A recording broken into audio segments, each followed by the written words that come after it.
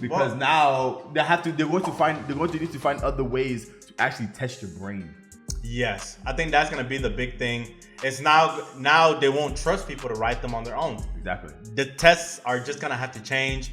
If you want to take a math test, you got to be here in person. No electronics.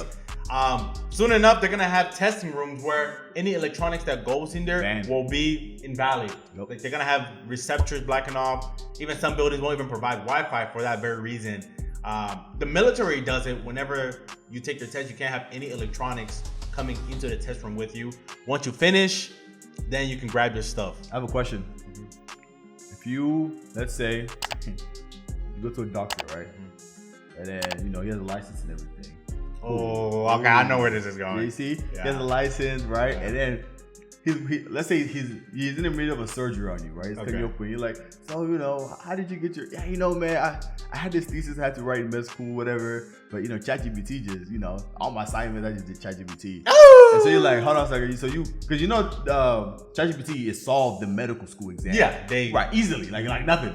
So this doctor that's cutting you open right now, use ChatGPT to go through med school. Are you gonna trust that doctor? If he's already inside me, no homo. Say pause. Pause. If he's already cutting, like mid-surgery, at that point you just, Lord, say a prayer. Say a prayer. You just. It's crazy At that point.